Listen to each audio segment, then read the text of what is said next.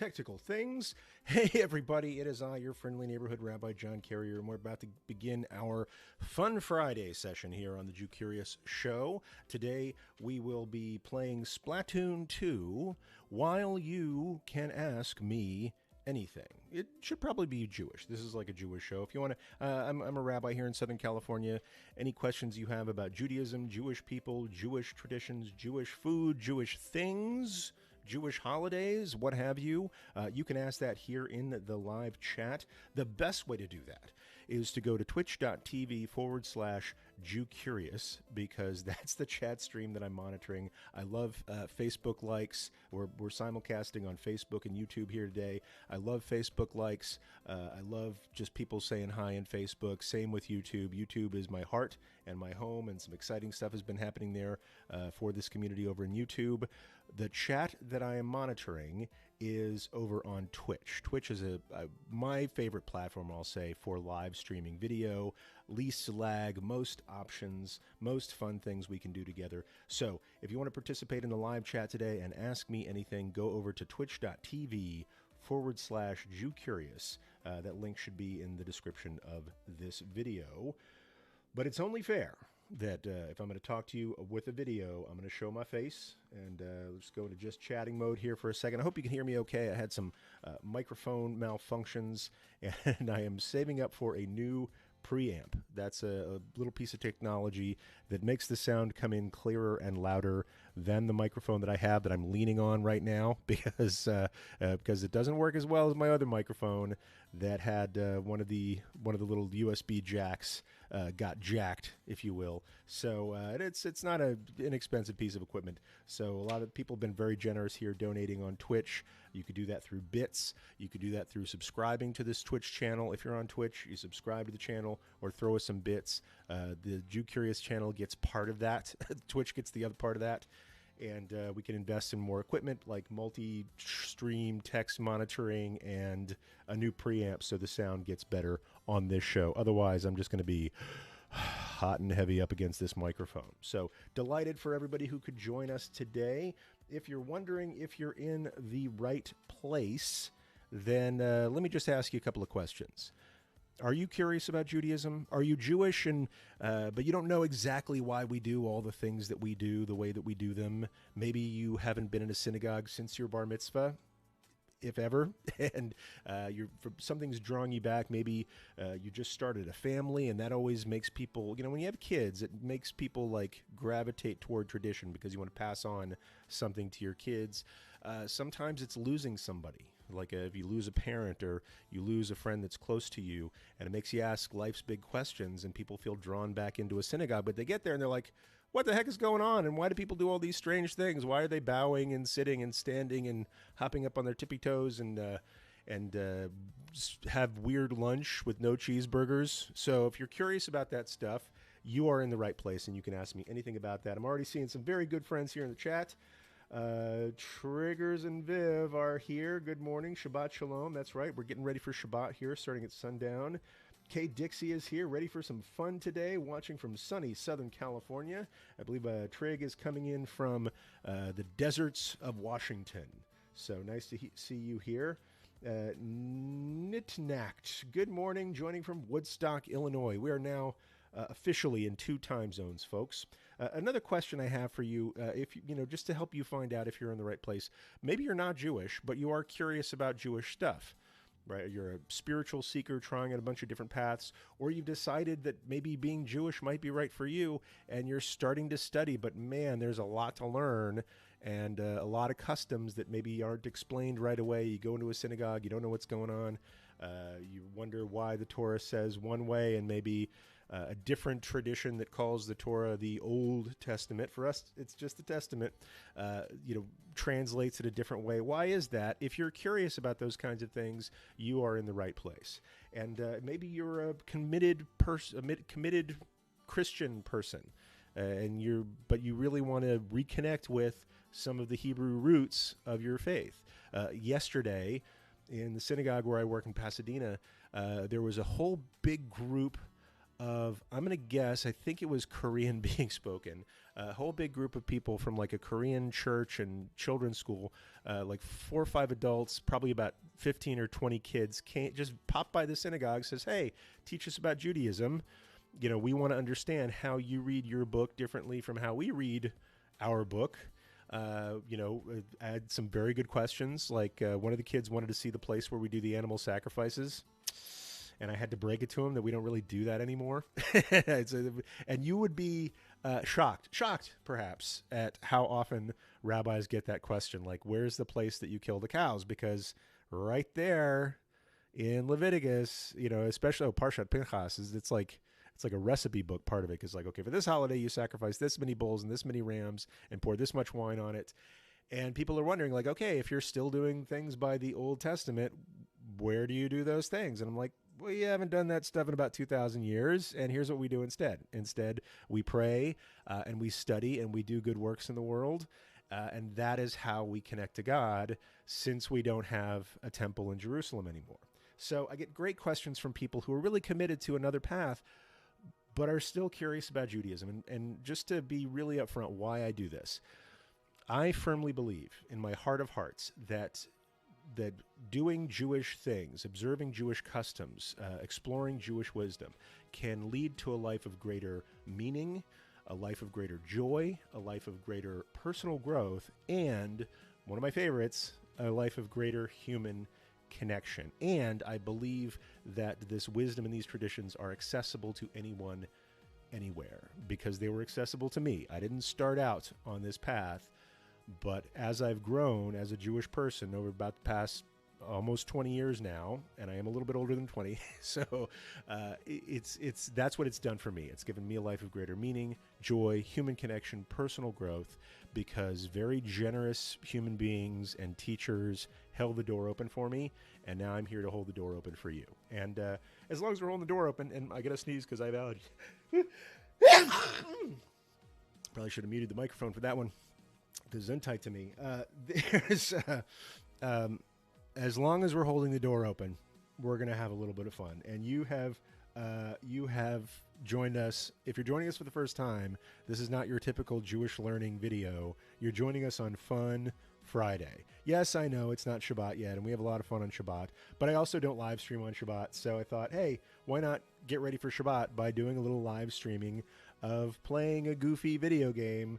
Today's goofy game is Splatoon 2. And I just want to clarify 2 things. I get no money from the Splatoon people for doing this. They generously let me live stream this without paying a licensing thing. But I've been selecting different, let's say, somewhat family-friendly games. So we're going to go with like ESRB 10 and up. Like there's some, and yes, in this game, I'll warn you, there's some shooting happening, but it's like paintball and like squirting paint on things. And that's how you win this game, is by painting stuff. And so if people are concerned about gun games and things like that, this might not be the right place for you right now. But I'm not playing Call of Duty. I'm not playing World of Warcraft and hacking off people's limbs. I'm just going to have some fun running around painting stuff today. Sometimes we play Mario Kart. Kay Dixie asked me, Rabbi, do they say bless you in Hebrew if people sneeze in Israel? It's usually more like like la briut, which is sort of like to your health or something like that. Like briut is creation or wholeness or health. So it's usually like li briut or la briut, something like that, like to your health if you sneeze in Hebrew. Trig says, not to be picky, I wish your volume was better on your mic. I do too. I have turned it up as much as I can turn it up. Let's see if this works any better. Is that better? Did I make it better, or is it about the same? That's okay. If that's about the best I know how to do right now. I've cranked it all the way up. Let's see if mic auxiliary. Let me just check the properties. Because here in a minute we're going to be, let's see if there's a way that I could turn up the mic here. Yeah, it doesn't really let me turn it up on the back end. That's why I really miss my preamp. If you want to help me get a new preamp, if you see me do something fun today, give us some cheer. There's a thing you could do on on Twitch where you buy bits, and then if you want to cheer, you like throw those bits, right? And so I think bits are like 1.4 cents a bit, and I get 1 cent of that, and that's we're going to start the Jew Curious Microphone Fund today. You could also contribute by subscribing to this channel, and then you get an additional benefit if you don't like watching ads. So I know that Twitch runs ads on these videos when you watch them. If you subscribe to this channel, that means any video that you watch on this channel is ad-free. So check that out, and hopefully we can have some cheer and some bits today and some subscribers.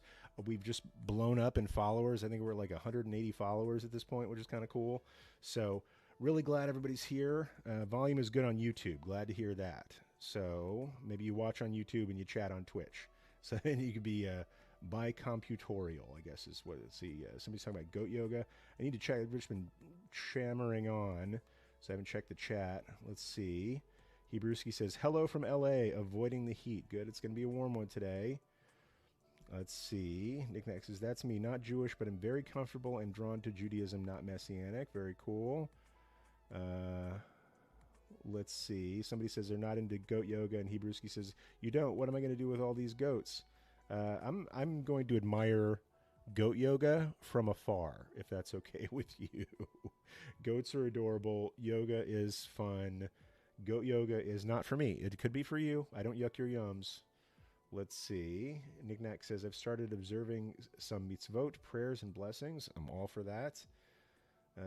Hebrewski says, yeah, my goats are pretty stressed, thinking I was going to sacrifice them, so goat yoga may be good for them. So, yes, we no longer sacrifice goats, but I've seen Facebook pictures of Jews doing goat yoga. So maybe if the goats are sacrificing you this time, it's a weird comeuppance. Midah keneged midah, as they say in Hebrew, measure for measure. Let's see what else is going on in the chat. So good to see people who are back, Knit-Knacked and Trigger Sniv and Nawa64. Yes, Hebrewski, my fam says Zegezunt, which is Yiddish for be healthy. So that's what you'll hear from Yiddish speakers. If you hear somebody sneeze, they'll say Zegezunt. Or sometimes if you're like, I'm going to go skydiving, they'll be like, Zegezunt, you go on with your bad self. That's another translation of Zegezunt. It can either be bless you if you sneeze, or yeah, go ahead, buddy. Like go on, go. You do you is another translation of that. Speaker AJ says, shalom from Nashville, back from Denver, and finally done with crazy amounts with travel for the summer. Glad to have some stability, Andrew. Speaker AJ. Let's see what else is going on. All right, Sa, Israel Hebrew shortened version of Vakasha. That's interesting. I haven't heard that. I've heard Vakasha. But Vakasha is like Prajalusta. It's like please, and also you're welcome. If you say where's the bathroom, you're like donde está el sanitario bavakasha. That's actually Spanish. Efo hashirutim bavakasha. It's like, where's the bathroom, please? And then they tell you, and you say todah, which means thank you, and then they'll say bavakasha, which means also you're welcome. So shah also in Hebrew means be quiet in its most exhortative form. Like if you're shushing somebody, you don't say shh, or you don't say shut up, you say shah. If you say it with a little, if you're just like shah, that's like shh. If you put a little stink on it, like shah, like you're pointing at your kids and scowling, that means be quiet immediately. So with that, great to see everybody today. I promise you Fun Friday, so putting on the ear goggles so I can hear the game music. It's coming at you. We're going to play Splatoon 2. While I'm playing, feel free to ask me questions. I don't see everything that happens in the chat, so if I miss your question, feel free to ask it again. Also, very useful, if you're going to ask a question, make sure there's a question mark. That helps me see it easier in the chat stream, so I know there's a question out there for me. So ask your questions in the form of a question, and we'll do as best we can. So also just quick station identification. This is the Jew Curious Show, a place where people who are curious about Judaism can learn things to help them live a life of greater meaning, joy, human connection, and personal growth that I firmly believe is accessible to anyone, anywhere. And that's why I teach what I teach. That's why I do what I do. And also sometimes we just goof off and play video games. Also, I put into today's title Chutzpah. So it's not Chutzpah. That's what I thought it was first time I read it in Mad Magazine when I was 7. But it's the word Chutzpah, which probably the nicest translation of the word Chutzpah is audacity. Chutzpah is like audacity or nerve, or when you do something brave that might have some risky consequences to it. So I made a decision this week, I guess in the last 24 hours, that has some chutzpah to it. So if you stick around for this program, around 10 o'clock, I'm going to tell you what that decision was. And there's a lot of chutzpah to it, so we'll see how that goes. So stick around at 10 o'clock. I will share with you my chutzpah of the week. And also, look, I want to hear about your chutzpah. Do you have chutzpah? Did you do something chutzpahdik? Did you do something brave this week that you'd like to share with us? Feel free to throw that in the chat, and we'll all egg each other on or encourage each other for our acts of chutzpah. So with that, let's go ahead. We'll see. Somebody, Trigger Sniv says, real quick before we get into it, it's hard to answer questions and play Splatoon at the same time, so I see a couple of questions. Trigger Sniv says, would you go over the cost of anyone going in front of the Beit Din? So I'll tell you what the cost is in Los Angeles with the Rabbinical Assembly, Beit Din, and mikveh, and with, it may vary by location. It could vary. You might not even have a Beit Din or a mikveh close to you. I can only tell you the only place that I know exactly what it is, or roughly what it is here in Los Angeles, and so I'll tell you that. But it may vary by your location. So here in Los Angeles, when somebody is converting with a Beit Din of 3 conservative rabbis, and it's probably about the same for the interfaith, well, not interfaith, like the multi-denominational Beit Din. So the cost of the Beit Din is about $180, and that's just because rabbis who have other jobs are there, like giving their time. So the cost of the Beit Din is $180. And the mikveh is separate, and it's about $150, and that's just for, it's like roughly, like you'd have to email mikveh, mikveh, at aju.edu, and they will tell you exactly what their prices are. But it's about $150 for the mikveh, it's about $180, so it's like $330 all in. And if that is a deal breaker for you, then there are ways, various rabbis might have some funds that they can donate, or people can help you out. Like, this is sort of the sticker price, and if you need some sort of consideration, just ask. And we don't want cost to be like the only barrier for people in that process. So I hope that's helpful for you. Nick Nack, you are moving to the Midwest, your chutzpah of the week. So I don't want to spoil it, but I'm going to just say no, not this time. Although we've considered it, actually somewhat recently, we've been considering relocating to the Midwest. My parents live in Dallas. My wife's parents live in Wisconsin, and the central time zone has some draw to it. But our parents are healthy for right now, thank God, and we have good work that we love to do here in SoCal, so no immediate plans. But that's not the chutzpah of the week. I'll share that. Let's see. Somebody asks on Saturday, so it's Susan Bird. Welcome, Susan. Glad to have you. Susan, new student in the Jew Curious School, just saying. We're very happy to have you there. Sometimes on Saturday mornings, my little conservative synagogue has less than a minyan present. Our rabbi will sometimes open the doors of the ark, and I think will count the Torah as helping us make minyan. Is that common? I'll say it is not uncommon. And, there are lots of little synagogues around the country that sometimes have a hard time making minyan on a Saturday morning. And there have been various Jewish traditions for how to get from 9 to 10. Like, if you're really close, but you want to be able to go on with it, go on with the service, and you just can't without the minyan. A couple of different traditions I've heard. One is sort of counting, opening the ark and counting the Torah scroll in the minyan as kind of a divine helper. Another custom is if you have, let's say, 9 adults and a child present, if you have the child holding a siddur, then that'll push you over the edge. You can't have like 1 adult and 9 children. That's just fudging it too much. But if you have 9 adults and 1 child holding a siddur, that's not uncommon to count in the minyan.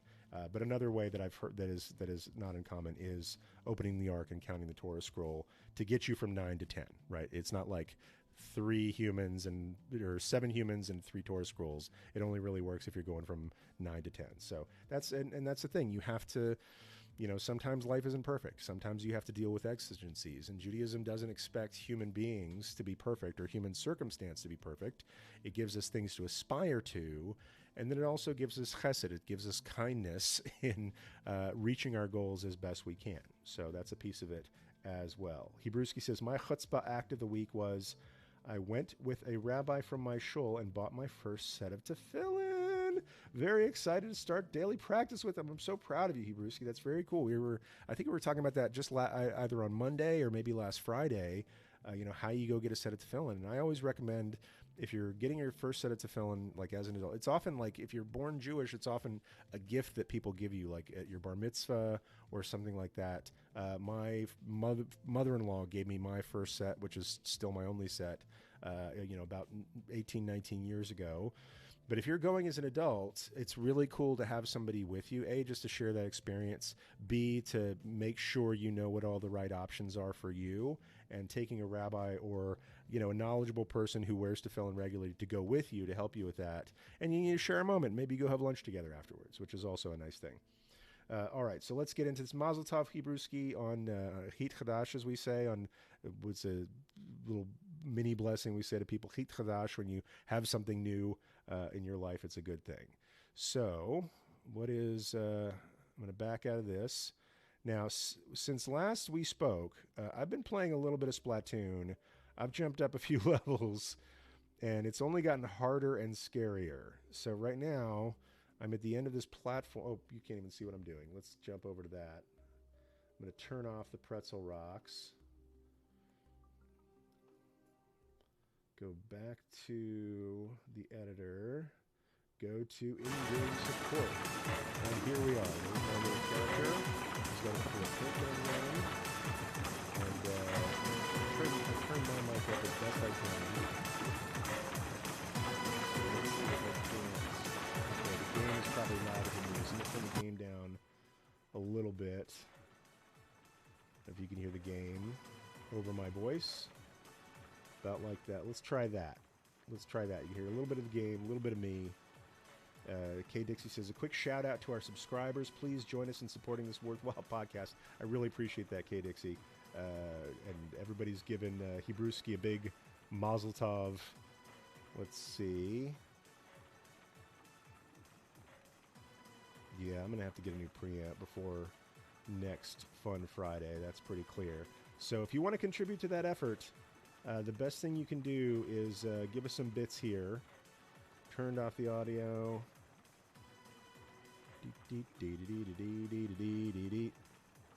Okay. So I'm going to turn the game volume down way low. Maybe that'll help a little bit. So let's go ahead and play. We're just going to get through this the best we can. If you'd like to help us purchase a new preamp for this, get some bits on Twitch and throw us some cheer when we do cool things. But right now, I'm just going to explore this world, and I'm going to go down in this little hole here. I don't know what's there. I don't think I've played this level before. Whoop. And we'll see what our little friend does with his paint splatter guns. Let's see. Okay, looks like Sheldon's giving me a new weapon, a hero brush. Oh, maybe I have played this before. If you get up close and personal, the hero brush is the weapon for you. Okay. Hold to the ground as you run, or spam the button to slash repeatedly. You can close it on enemies really quickly and then splat them to bits like a ninja. Okay, I think I have played this level before. Let's fix the camera here. It's all about mashing XZR, which is this guy. Okay, this is how I paint. Just give me some boxes to practice on. Boop-a-doop boop. See, no guns this time, just a giant paintbrush. Let's see. Wondering at the cost of a preamp. So I've got what I was using before is a Zoom H6.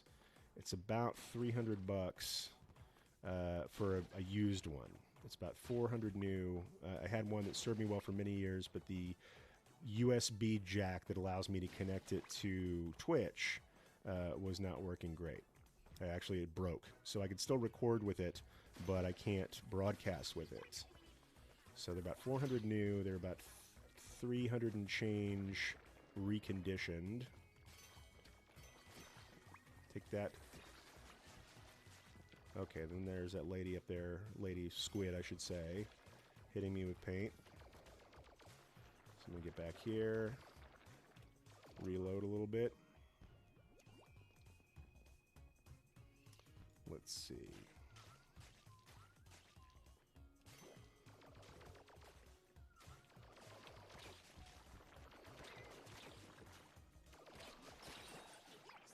Okay.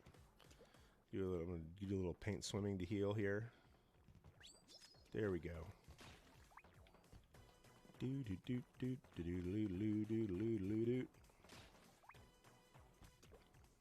Do do do do do do do. Destruction is fun. Okay. Let's see. Where do we go from here?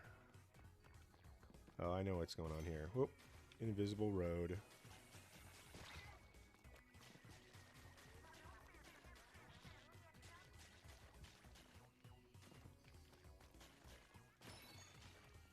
Get a little shield. Nice little bowling ball helmet there for me.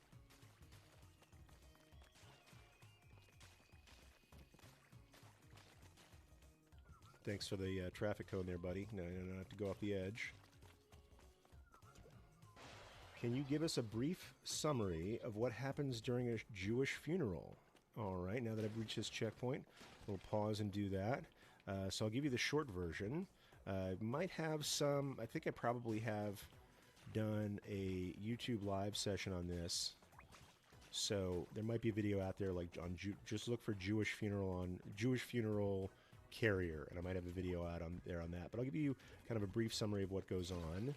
Typical Jewish funeral, when I'm officiating, is, and not just when I am, but when other people are as well. There is what I call like the inside part and the outside part, and it's not necessarily. It might be all outside. Often there is a memorial service first, and then and the memorial service is at a Jewish funeral home, or excuse me, the memorial service is at a chapel next to the cemetery, and so you're inside for about 45 minutes or an hour for a memorial service, and you go outside for the burial service. And the inside part, what the common features to most Jewish funerals are there's a reading of Psalms, usually Psalm 23, the one that starts pretty well known in popular culture. The Lord is my shepherd, I shall not want. God lays me down by green pastures, etc. So that's something people are very familiar with, but that's the psalm that's almost always used at a Jewish funeral to open it up with. Then you have eulogies. You have what's called a hesped. Hesped is Hebrew for eulogy, or Ugugli, as my wife always calls it after Zoolander. And then the in memorial service will probably close with a song called El Malarachamim, which means God full of compassion. This is sort of the traditional Jewish funeral dirge, if you will. And people will stand up when you're doing that. And then the memorial service is over. Everybody goes outside. You'll have usually selected pallbearers, people given the honor to escort the casket outside. I should say it's almost always a closed casket funeral. We don't really do open caskets because we don't embalm. People are, the remains are washed and dressed in simple linen, maybe a tallis or a kittel, but then the casket is always closed. I have been to one funeral where it was an open casket funeral where the person was embalmed and dressed up and things like that. But for the most part, it's not usually done that way. So there's a casket, and then people will escort the casket out into the hearse that carries it to the graveside. And then everybody goes out there. Either they drive their cars if it's a long walk, or they'll walk out there. And then when you get there, the casket's placed next to a grave that's dug in the earth. And then the officiant rabbi will say a few words, and then lower the casket into the earth. And Often accompanied by readings. Ecclesiastes is a popular one. There's a time for everything, a time to be born and a time to die. Further Psalms, Tzaduk Hadin is another traditional prayer that's done at some funerals. And then what we do is we bury our own. And I'll get by that. Let me get through this next challenge, and then I'll talk about what that means. Let's see.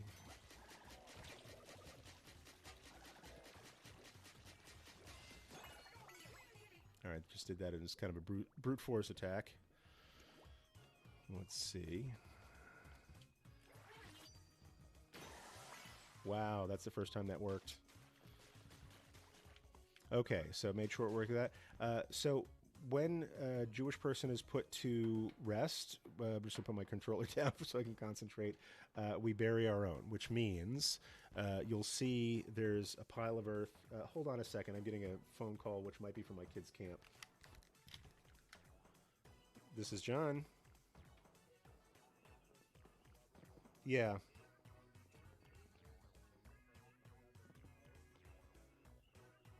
Okay.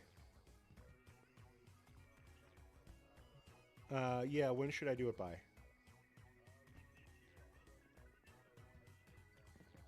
Okay, yeah, between 11:30 and 12, is that okay? Okay, thanks for letting me know, and I'll make sure to do that. All right, you too. Just as I thought, it was a camp emergency. It's swim day at day camp, and I forgot to bring towels, so got to go do that later. So where were we? We were talking about burial. And so you'll notice at a Jewish funeral, there's the grave, there's the casket, it's lower down, and there's a pile of earth, and there are shovels placed in it. And so, like, it's 2 to 4 shovels, something like that. And then people take turns shoveling earth. And the people, by people, I mean not the groundskeepers, but the people attending the funeral take turns shoveling earth into the grave on top of the casket. And it usually starts with the close family members and then the friends, but really anybody who it's considered a mitzvah to help bury the dead, and anybody who's at the funeral can participate in this mitzvah. It's called a chesed shel emet, meaning a true kindness, because it's the one act of kindness you can do for somebody that they can't possibly repay. And so it's considered a pure kindness and a mitzvah to help bury. And usually it's 3 spadefuls of earth. And one thing that you might see that's not immediately obvious why we do this, it's usually like 2 shovelfuls, and then the last one, they turn the shovel over and then pick up the earth with the back of the blade and put it in. And this is an old custom. I don't know where it came from, but as it was explained to me, even though we have a mitzvah to bury someone as quickly as possible in honor of the dead, and that's part of a Jewish thing, we don't wait a week, we don't wait 2 weeks. Usually it's like a day, 3 max. And so it's an acknowledgement that even though we're following our custom of burying somebody quickly, we're not doing it, let's say, we're not happy about doing it quickly, and so we turn that shovel over just to make it take slightly longer to get that done, as sort of a long goodbye, if you will. And then once somebody is, most funerals I've been to, they don't fill it all the way up to the top. The groundskeepers prefer to do that with their special equipment anyway, but at least once enough earth has been shoveled in so that the casket, the top of the casket is completely covered in earth and you can't see the casket anymore, that's considered, mission accomplished. And at that point, once the body is buried, at least from view, is the first time the family will say Kaddish, which is a prayer that we use in mourning. And so they'll say Kaddish for the first time, and many people will say Kaddish every day for 30 days after that. If it's your parents who you're honoring, you'll say Kaddish every day for 11 months after that. And at that point, people go back to the home of somebody, maybe the home of the deceased or the home of their survivors, and there's what's called a meal of consolation. And so we get together and we feed the people who are in mourning and feed the people who are there honoring the dead. So that's a very quick version of what happens in a Jewish funeral, and I hope that was helpful for you, Michael. Let's see. No open casket, no embalming, no flowers. So people have asked me about flowers. I'll say sometimes you do see flowers. you just see a lot fewer flowers than you see at, say, other kinds of burials. Not going to say there's never flowers. Sometimes there are no flowers. Sometimes there might be a simple arrangement at the memorial service itself. Not a lot of flowers by gravesides. I went to I want to say maybe a Persian Orthodox or an Armenian Orthodox funeral where, man, there were a lot of flowers. There were just tons and tons and tons and tons and tons of flowers. And that's their practice. Our practice is not like that. But I have also been to Jewish funerals where, you know, loved ones maybe wanted to put a rose on the casket, or close family members would put a rose in the grave. Different Jews do it different ways, but by and large, on average, way fewer flowers at a Jewish funeral than at a not Jewish funeral. Let's see. Kate Dixie says, my Jewish mother-in-law was buried in a Jewish cemetery, but not in the ground. So the most traditional way is burial in the ground, because we say ashes to ashes, dust to dust. Human beings came from the earth and returned to the earth. And yet there, just because in certain areas, paucity of ground space, there are Jews who are buried in mausoleums, meaning in like a little vault in the wall. Even there, the practice is to put some earth on top of the casket before you put it into the vault. So I'm just going to go down here, collect some rings. It didn't work out as well as I wanted to. All right, put on another shield. Nawa64 says, usually a separate cemetery. That's true. Often there are cemeteries that are just Jewish cemeteries. Part of the reason for this is that, you know, the ground isn't considered like consecrated like it is for Christian cemeteries. Like the earth has to be consecrated for a cemetery. Not so much the case in Jewish cemeteries. It's just that Jews prefer not to be buried in ground that's consecrated for Christian purposes. And so there are some cemeteries that might have a Christian section and a Jewish section. Here in Los Angeles, there are a couple of cemeteries that are sort of exclusively Jewish cemeteries, like Mount Sinai of Hollywood Hills, Eden. There's another place, I forget the name. It's over by LAX. I think the last funeral I did was in that LAX area. So I'll say I'm always honored to do funerals. It's never like fun for me because there are people who are sad there, and it's not necessarily a happy occasion, but it is always an honorable occasion for me to be able to see someone off with honor and dignity. Okay, that guy. He's throwing paint bombs at me, but at least I can follow what he's doing. Let me go get whatever's in that box over there. Oh, and it's a whole bunch of paintballs. So I'm collecting up the paintballs. You'll see I have 1,194, and I save those up for paint gun upgrades. See, this guy, I can't reach him to splat him, but he's nice enough to leave a little trail to let me know where to go.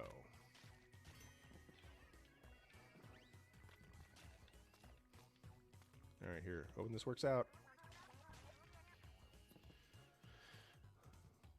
All right, once again, just for a quick station identification, thank you everybody for being here and joining us for the Jew Curious Show. This is a show for people who are curious about Judaism, who would like to ask me anything, and also like to have fun on Fridays. Today's Fun Friday.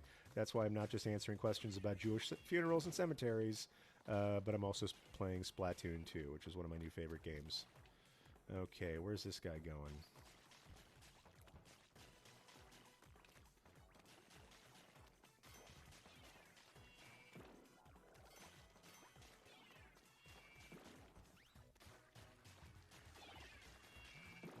Okay, so a locked vault implies the existence of a key, which is right there.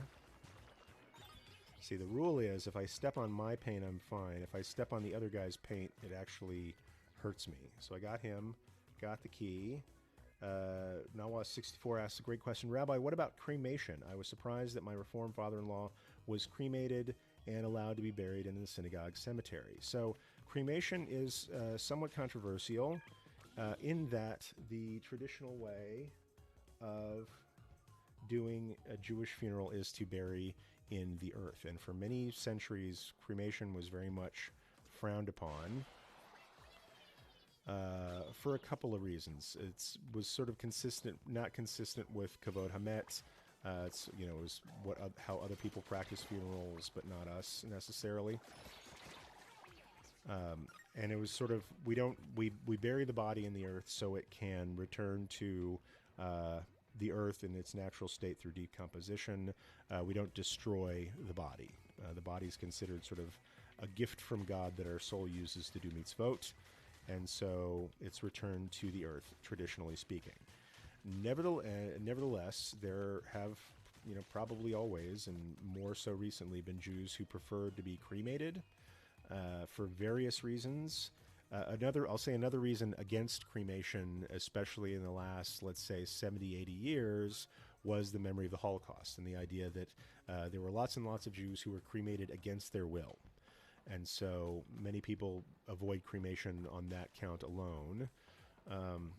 You know, but for whatever reason, some people want to be cremated, and because people want to be cremated, more and more Jewish funeral homes have accommodated this and made arrangements so that cremated remains could be buried in the cemetery. And that's true at I think, Mount Sinai, which is where I do most of my funerals. And so it's not something I would choose for myself. But there are rabbis who won't officiate funerals of people who've been cremated, and just don't want to encourage that practice at all. And they feel like if they officiate, then they're going to encourage more people to do it. I'm not that rabbi. I discourage cremation, but if somebody chooses to be cremated and, you know, or if somebody's cremated and their family member wants me to help honor them, I'm willing to do that. So, or I'm willing to do the memorial ceremony. So different people have different practices. I tend to promote the traditional practice of not cremating people, but it's a more common practice, and I kind of wonder about it. Something tells me I'm about to die here, and I was. So I die in a different sense, just, you know, like a fake video game sense. So yes, there are some rabbis who are, there are some Jews who were wanting to be cremated. Actually, my spouse and I argue about this all the time because that's what she would choose. But that's not something that I would choose, and she says that's okay, you're going to die before me anyway because you're a man and you're older than me. So it's something. I will say this. I will say, just as an aside, PSA, if you have definite desires for how you want your funeral to go, where you want to be buried, the kindest thing that you can do for the people who survive you is pre-planning. And again, I get no money from the funeral industry people on this one, but I've been at a funeral where someone died rather suddenly and didn't express their wishes to their family members. And I saw the person's sister arguing with the person's ex-wife as to where the burial plot should be. Because this person, who was, I guess, for whatever reason, superstitious about it or didn't think he was going to die, didn't make those arrangements. And so I will say, if you are able to make those arrangements ahead of time, work with the funeral home.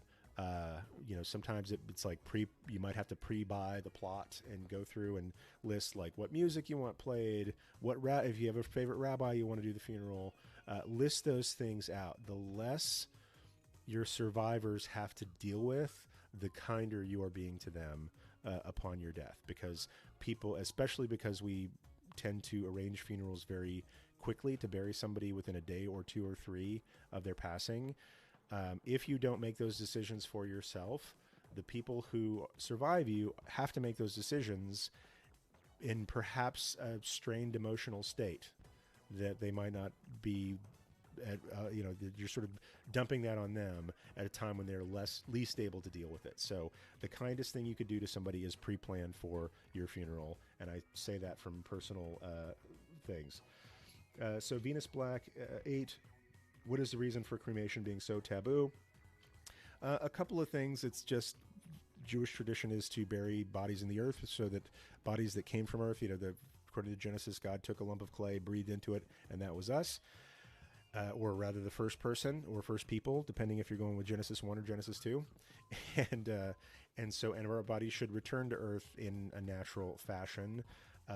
Part of the extremity of the taboo comes from a couple of things. It could be that they were observing pagan funeral practices, like among the ancient Greeks, cremation was very common. And I just take that from the Iliad that I've been reading lately.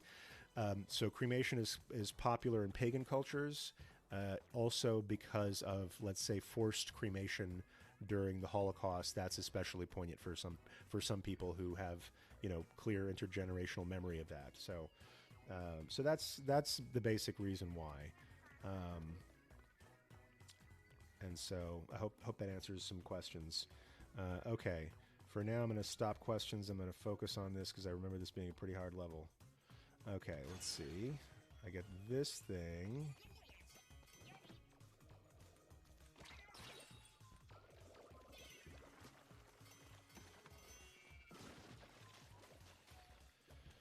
Okay, take out some of those guys.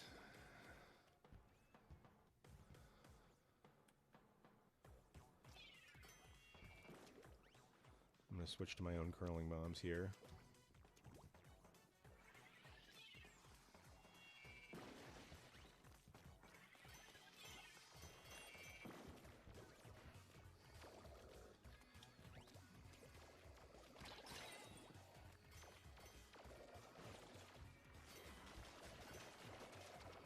Alright, I'm in trouble. Oh, there we go. Okay. This level, feel a big fight coming on. This level's no joke. I'm going to give my 100% attention for just a second, then we'll get back to your questions. Okay, now, this is a curling bomb.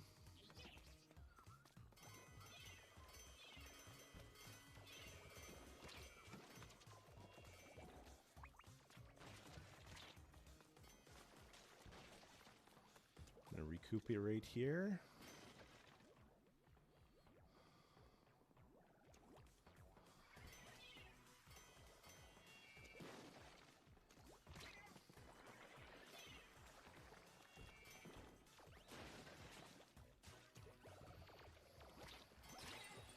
Alright, I'm going to go full Monty on these dudes.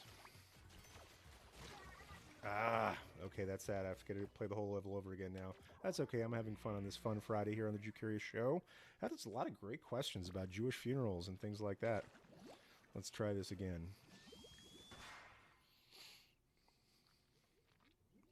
What is the significance of the star? So that's a great question. I assume you're talking about the Magen David, or the Star of David. Often this was considered traditionally the royal crest of the House of David.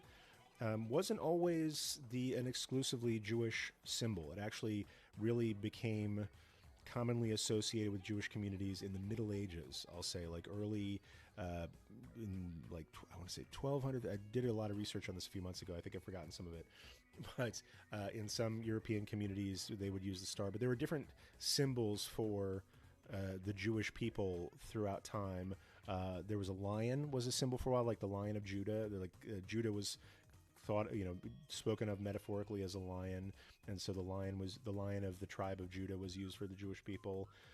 The menorah was actually an earlier symbol that was very common for the Jewish people, and even though the Israeli flag has the Star of David on it, the official seal of the state of Israel is not a star, it's a menorah. It's a 7-branched candelabrum, modeled after the 7-branched candelabrum in first the Mishkan, of the tabernacle, and then the Holy Temple.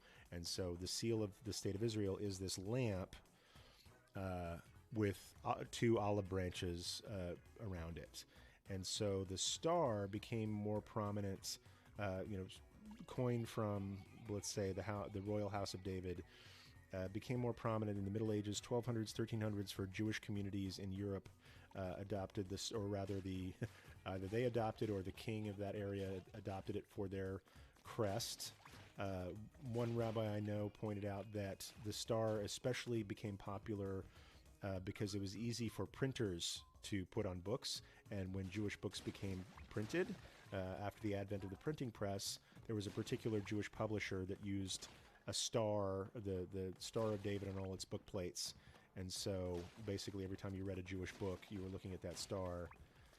And so the star became sort of one of our main logos, if you will.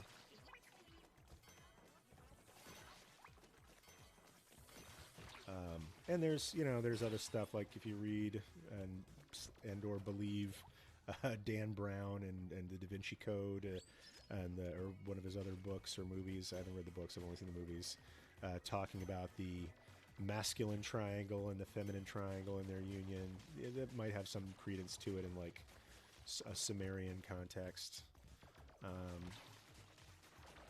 So I'm not going to say that's not true, but it could also just be a pure work of fiction. It was also popularized in Kabbalistic literature. We see some early manuscripts of Isaac Luria, for example, showing various, let's say, magical symbols used by Jews, and the star was among them. So we see it in Kabbalistic works of the 1500s, let's say. So, yay, Kay Dixie. Kathy's one of our biggest fans and supporters here. So, a subscriber, a student in the Jew Curious School, an all-around good person in our community, cheering people on. Why are Hanukkot with level candle holders considered koshers and ones that aren't treif? Because people like to declare stuff treif. Most often, if you want to get like a by the book Hanukkah, the 8 light holders should be on the same level. The shamash can be on a different level because it's considered not like essential necessarily. And so it's I won't say it's the only kosher option, but sort of mehadrin lemehadrin, like the holiest of the holiest, which is usually what people then apply to the standard for every day, is the 8 lights on the same level is the best way to do a Hanukkah. And look, if all you've got is 8 lights that aren't on the same level, I'm not going to tell you to not do Hanukkah because of that. Okay, this brute force attack, because I got to be a little more strategic with this. Let's see. No, but so Hebrew, you're not misunderstanding. So that's what people will tell you. If you look in the Talmud on how to light Hanukkah lights, they say that you should light. There's a phrase in there, mehadrin lemehadrin, like the punctilious of the punctilious do it a certain way, and that's the way that everybody does it nowadays. So I'm going to see if I can flank him. Come over here, buddy. Come over here. Come see me. A little bit easier to get from behind there. People declare stuff treif. I love it. What does treif mean? So treif is the opposite of kosher. It comes from the word trefa or torn, meaning it says, in the Noahide description of what you should and should not eat. You shouldn't eat an animal that is torn, meaning don't eat what's the word? Like, don't take a bite out of a living animal, or don't. Nevela is something else. Nevela is roadkill. Don't eat animals that are already dead that you find, and don't eat animals that don't tear the flesh of a living animal, and that means torn. So, or trefa, and so treif became the word used for anything that wasn't kosher. So, which actually tipped me off that you could hear, if you're hip to Hebrew and Yiddish, you can hear a lot of it in the movie Gremlins. When the bad Mogwai are speaking, you hear them say Yiddish words every once in a while. Like if one of them eats something that doesn't agree with him, he says, "Ugh, treif." And most people think he's just sort of speaking a nonsense language. When in fact, I should have done that splashdown thing. Yep, there I go. I died. Treif, unclean or unfit for consumption. There you go. All right, let's try this again. Let's be smarter about it.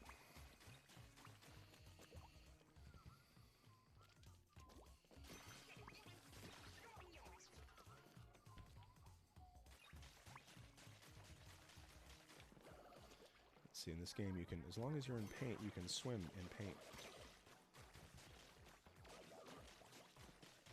Because this person is part person, part squid.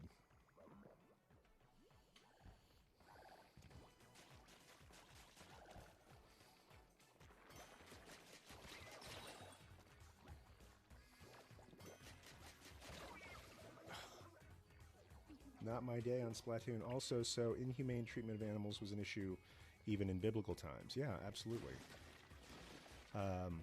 One explanation I heard of this, although I haven't seen any evidence to back it up, is they would say, like, look, or maybe this is just a speculation, pre-refrigeration, if you had a cow, but you didn't have enough of a family to eat a whole cow before it went bad, then sometimes an animal would have a limb amputated, and they would eat that limb while maintaining the animal alive as a means of dealing with not having refrigeration. So they thought, well, that's cruel. Like, you shouldn't amputate the limb of an animal just because you can't eat the whole thing.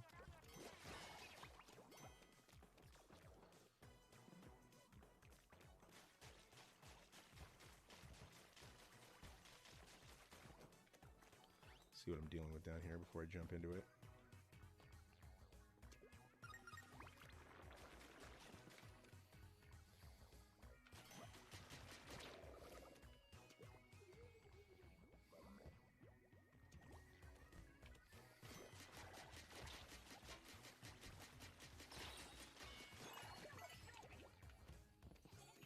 Okay, that was a little bit more, brute force than I needed to be. Hebruski says, is the argument of kosher slaughter being an act of moral compromise out of respect for the taking of life of an animal really supported by anything other than modern sensibilities? Nope. I was going to say that outright, but that doesn't invalidate it. I mean, for some people's approach to Jewish law is that, well, God said it, and that's what we do, and that's good enough for me. Kashrut is in the category of chukim. There's a place in the Torah where God says, you will observe my chukim and my mishpatim, like my laws and my statutes, or maybe it's the other way around. But some laws are laws that we would follow, even moral reasoning would arrive at those things, like don't murder, don't kidnap, don't violate families with adultery, and such. And then there are some things where there's no logical sense to them, but God said to do it this way, to be a holy people, and so let's do that. And kashrut, and the things like shatnez, like not mixing wool and linen fibers, makes no apparent sense, but that's what God said we should do to distinguish ourselves, so we do it. Kashrut kind of falls into that category. And for some people, that's a very satisfying answer. For some people, they sort of require more the moral justification of modern sensibilities. And my thinking is, like, if it works, like, whatever works for you to observe kashrut is okay. There was the argument that, kashrut, so there's a sort of a counter argument that kashrut was only practical in a time pre-refrigeration where people suffered from trichinosis for eating swine. And now that we have refrigeration, kashrut no longer applies. Which is, I think at best, sort of a specious. It's another one of these sort of modern sensibility arguments. There's no evidence, people still knew how to cook back then and avoid trichinosis. So for me, and I'll just share my personal thing, is it's a spiritual discipline, meaning I feel like if I'm able to make distinctions about the most mundane aspect of my life, and that is what I put in my body for fuel, then that helps me be stronger to make moral distinctions in more complicated areas of my life. It's just like building a muscle or applying some sort of discipline to your life that makes you a more spiritually disciplined person. Like sometimes I pray, I don't feel like praying, but I know that it's like going to the gym. Like after I pray, I never regret having done that. It's like, oh, I got to put on tefillin, I got to put on talis, I'm going to be late for work. But after I do it, I feel rejuvenated, and I see, okay, maybe this is a pretty wise practice. Like same for kashrut. One benefit is I eat a lot less fast food than I used to, which is probably good for me. So we've been going for almost an hour now. Speaking of fast food, I'm going to declare my Chutzpah of the week. And if anybody feels motivated to share your Chutzpah of the week, something brave that you did this week, go right ahead. My Chutzpah of the week, something I've decided to do, and now you're going to be my accountability partners to make sure I do this, is, where'd this guy go?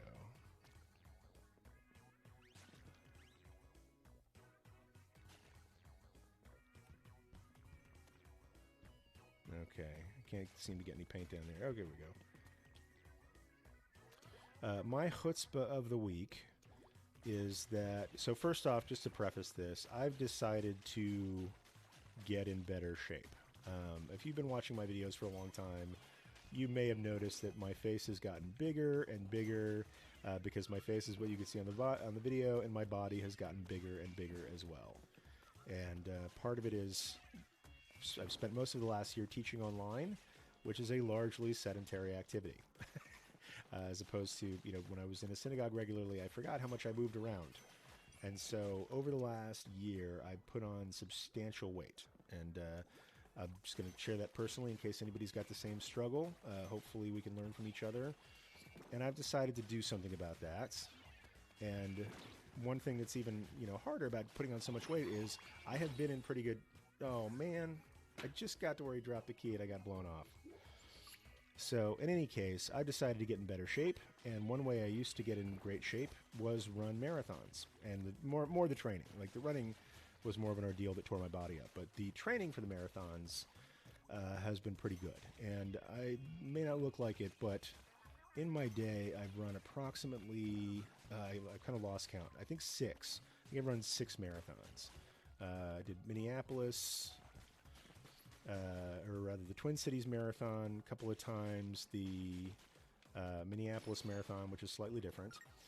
I've run the Knoxville Marathon, was probably my worst time, and I'm not like a competitive marathon runner. I'm good for, I think my best run was like sub 5 hour, or no, sub 6, like 5:55, no, maybe around 5 hours. And so, but I finish them. And I think my worst time was like 6.5 hours, and that was like abysmal. They'd already like pulled the finish line and pulled all the free food that happens after those. But in any case, I've run about 6 marathons in my time. Last one was about a year and a half ago. I ran the LA Marathon. And since then, I've gotten way out of shape. So my chutzpah move of the week is that even though I now weigh, I'll just say, at approximately 285 pounds, the most I've ever weighed in my life, I've decided that in 11 weeks, that's the chutzpah part, I'm going to run the Ventura Marathon. And so, I'm not in the shape to run a marathon, but I know the inner game. I know what it's like to run a marathon and what it takes to train for it. So it's not a brand new thing for me. And I know I have the neural pathways and the sort of mental endurance to do it. Now I just need to get in the physical shape. So the trick is getting in physical shape to run a marathon, starting at 285 pounds and running a marathon 11 weeks from now in Ventura, California. So that's my chutzpah move of the week, is deciding that I'm going to run a marathon, which is 11 weeks from this Sunday. So, Trigger Sib says, when in the world, Rabbi John, do you have the time? The good news, and this is what accounts for most of my success, such as it is I am an insomniac. Now, I do. The other nice thing is I do sleep better when I'm training for marathons, but I just get up mad early in the morning, and I have largely Sundays off and some of Mondays off for my long runs, and I tend to, I don't have any less time than I did before. I've always been a bit of a workaholic and found time to do things. Why did this bring me all the way back up here? I got the key. I unlocked the thing. What am I missing? So, Yiddish, there's a movie called Menashe, and yeah, I feel like I've seen that one. Can you please bottle your energy and send me some? If I could, I would. It would be nice. If I could bottle this energy, I totally would. But right now I can just share it through Fun Fridays. So if anybody else has a chutzpahdik move that you'd like to share with us, please do. Man, I feel like I've got lost here somewhere. I'm going to just check the chat and then I'll get back to the game in a second. Nawa64 says, my chutzpah of the week is to start a meetup for a Havarah tomorrow night. Prayers of support. This is so outside my comfort zone. A Havarah is just Hebrew for like a gathering or a group of friends, and I think now that's an amazing thing to do. So please, I want to encourage you to do that. Wish you all success. I believe in you. You are enough. You already have enough inside you to do this, and it's just about execution. And tell us how it goes. So next week, let us know. Let us know how that went. Now I just have to find out where I'm supposed to be. Oh, there it is. There's this little teleporty thingy. Just have to get back down there. Jump on the area. Whoop. And that's my checkpoint. So Hebrewski says, another chutzpah act of my week is I quit social media for a week. As much as I play on social media, I strongly encourage that move from time to time. Another chutzpah is I quit social media for the week and I plan to stay off it. I feel like my concentration and mental faculties are slowly returning and my mood is much better. And I bought my first set of tefillin. So we got the first set of tefillin, taking a break from social media for a week. I support both of those activities. Just make sure you check out on us from time to time here in the Jew Curious community.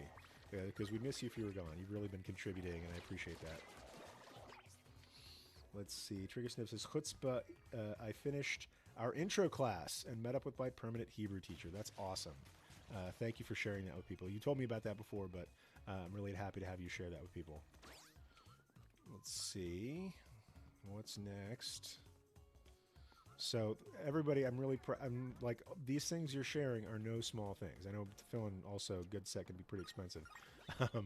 But just making that move, going into a space where there are experts, where you don't feel like an expert, is a brave thing to do. Okay, so I'm going to concentrate on this part so I don't get killed. So good for you for starting with a Hebrew teacher. Before the summer is over, I committed to having a Hebrew component in the Jew Curious School, and I want to make good on that. Let's see.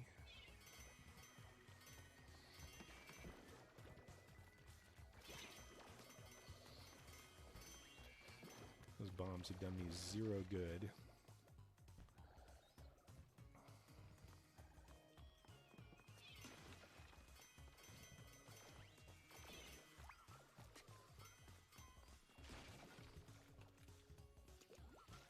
Myself a little paint corner to recharge here. Tree says, I think we should give a shout out to Rabbi John. I don't know whatever for. It's just me shouting out constantly here. But yeah, we did. That was a big thing for this community, and I want to acknowledge that. Is we finished our, let's say, first session, our first go round of the Introduction to Judaism class in the Jew Curious School. And I'm very proud of that. I'm very proud of the work that we did together. I'm proud of people who stuck it out. 26 lessons, no mean feat. There's still one that's like, I'm working through the technical issues of getting it recorded. But God willing, soon that's going to happen. Okay, here, I'm going to go right into the lion's den.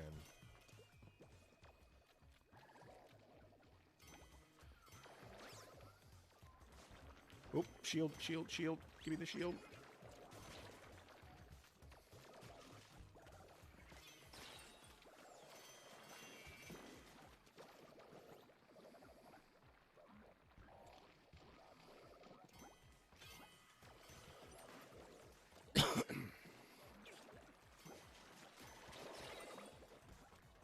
Alright, lost my shield. I'm gonna get down the ink there a little bit.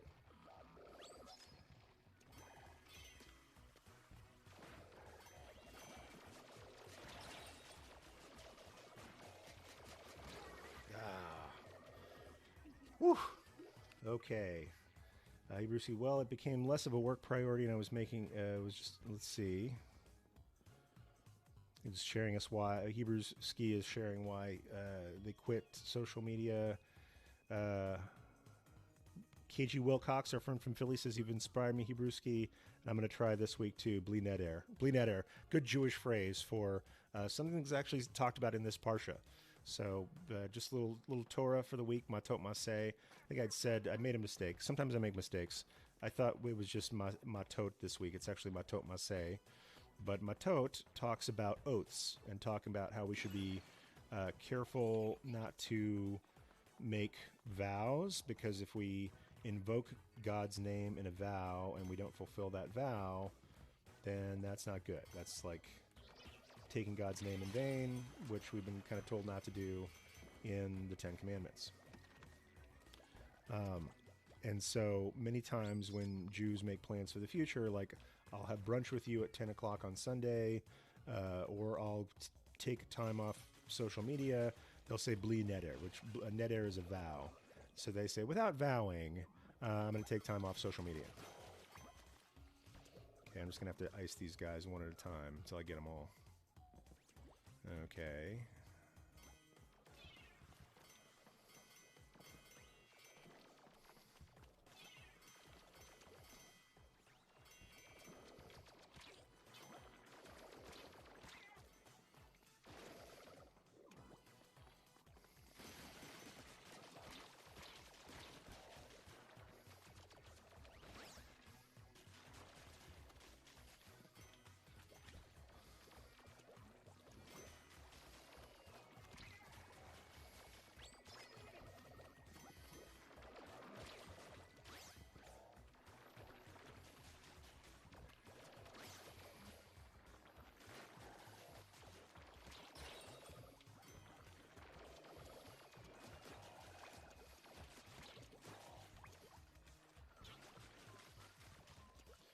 Okay. Got a chance.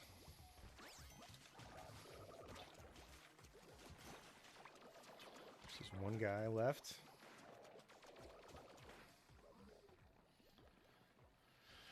All right.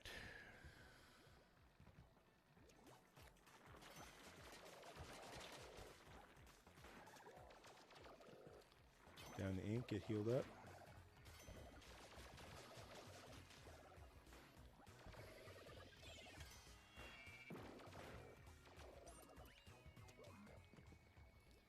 Try a little ink bomb on him. See if I can bank it.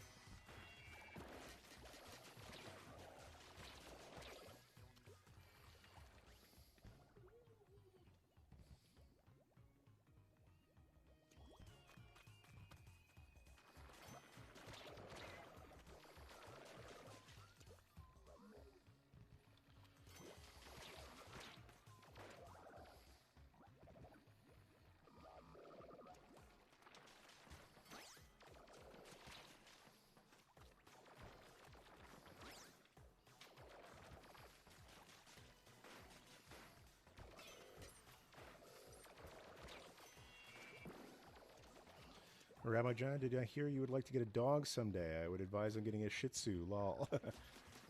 There we go. Let's see. Hebrewski says, I'm also looking for a Hebrew class that isn't for beginners who are learning the alphabet, still also isn't so advanced that I'll be playing catch-up. Also, I need a class geared towards made-up, responsible adults. So that's a good class. I'll tell you what, I have a good friend and colleague, respected teacher of mine, Rabbi Joe Schwartz, who is always decrying sort of one of the biggest tragedies of American Jewish life is the lack of Hebrew fluency. And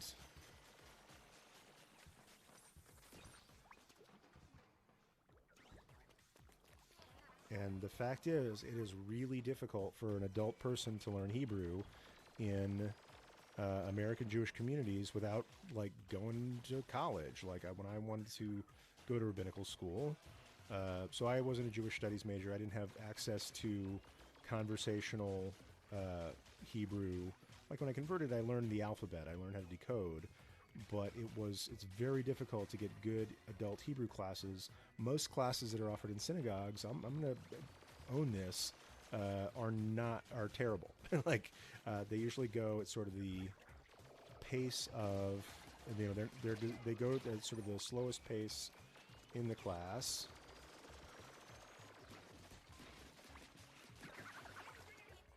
And they're not good for learning. I mean, you'll get through the alphabet slowly, but you won't go much beyond that. And so when I wanted to go to rabbinical school and they wanted a year of college-level Hebrew, there was no way for me to get that without quitting my job and going back to school before I quit my job and went back to school.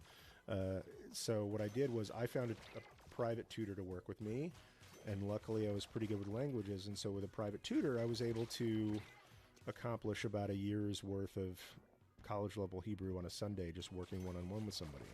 But even that was, I recognize as a luxury for some people.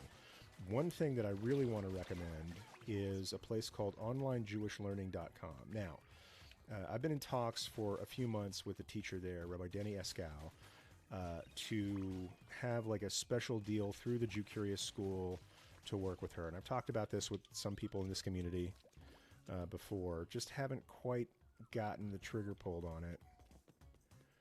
But hope to soon. That first off, it's a great resource. It's great teachers teach through Skype or Zoom or something like that, and they work one-on-one with people. They'll do small group classes. It's not cheap, but learning a language isn't necessarily cheap or easy. But that's it. Like, look for online Jewish, or no, online. Yeah, I think it's ojl.com or onlinejewishlearning.com. And they teach Hebrew and synagogue skills, is a great teacher. As soon as I can get my act together, I'm going to make a special arrangement with her. Just got an email from her the other day, so that students in the Jew Curious School can take advantage of her program at a bit of a discount. What on earth is going on here? So I got to get that guy, I guess, to get the key.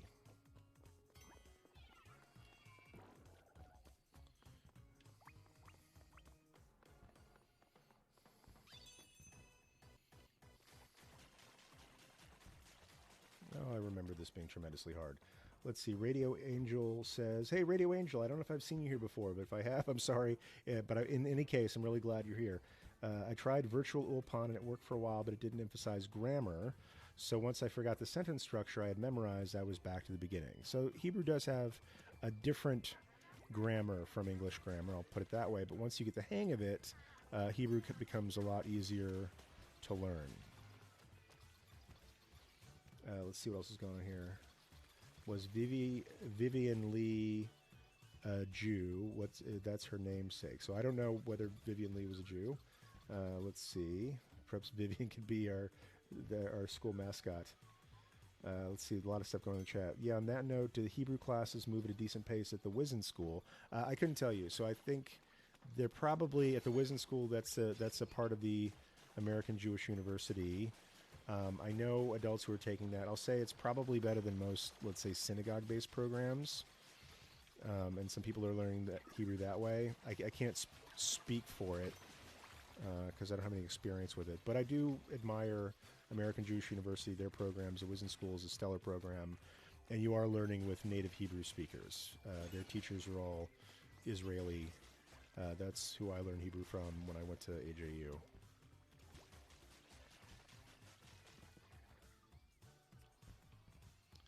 Let's see. Lead those industrial squeegees with inks and bombs. All right. I don't know exactly what.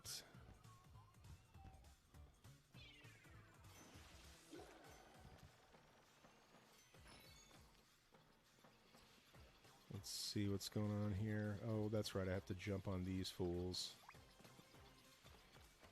to get where I want to go.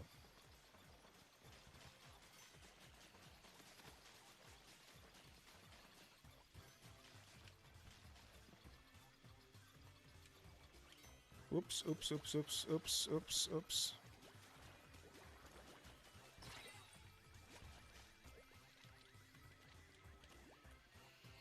All right. Okay, kids, duty calls, triggers, and Viv. It has been a wonderful morning with you all. Congrats on the wonderful things you've accomplished. Shabbat Shalom. Thank you, everybody, for sharing your chutzpah with us today, especially. Let's see. Hebrews says, okay, I just don't want to drop $400 on a class that's going to waste my time. Maybe a private tutor is best for me. It really depends on your learning style, I'll say. Like, a private tutor worked well for me. We got the college level Hebrew books and just kind of went step by step.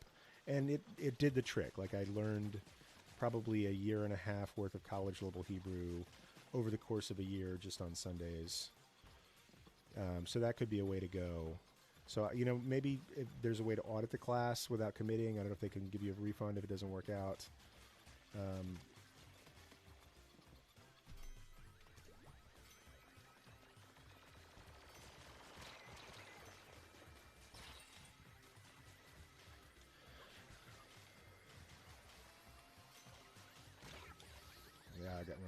Okay. Rabbi John, what books did you use? So there's I go get them. I don't want to. I don't like leaving camera, but there's a set of books. I want to say it's called Hebrew from Scratch. Is the standard college Hebrew textbook, and so go on Amazon, look for Hebrew from Scratch, and if I think I'm right, it's been let's say 10 years since I bought this book, but if you go on Amazon and look for Hebrew from Scratch, the level 1 book is a yellow paperback workbook looking thing, and that's what I used with the tutor, and I kind of went through it. I'll also recommend what's that language learning app? Duolingo, the one with the owl, the one with the green owl on it. That's a good one too. I've been using that as kind of a refresher course in Hebrew personally.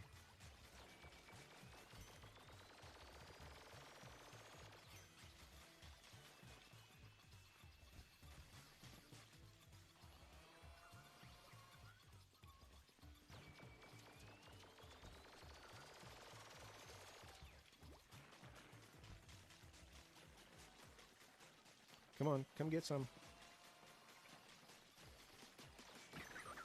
Okay, he got some.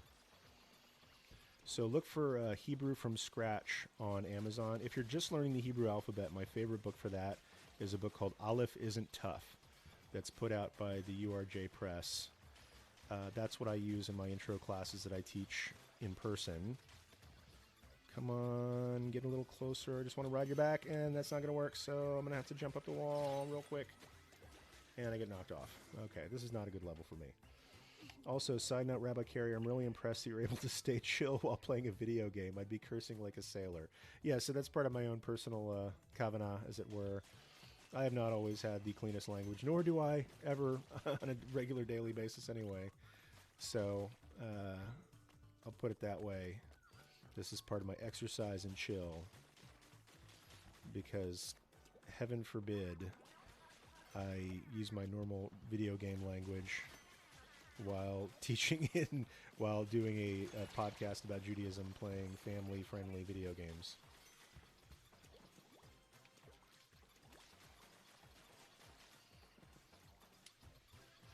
Come on.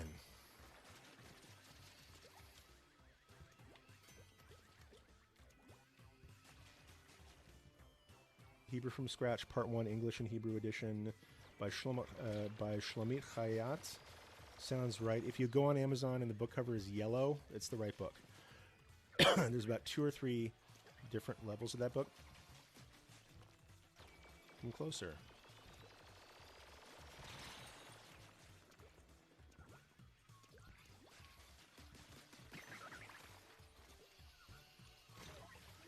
Ah, I got the guy, but I didn't get the thing, so spendy, but I'll check it out. Yeah, it might be out of print. I don't know. Maybe it's a little bit. I think it should be like $40 or something. But if I'm wrong, I'm wrong. So listen, having a lot of fun with everybody today here in the chat.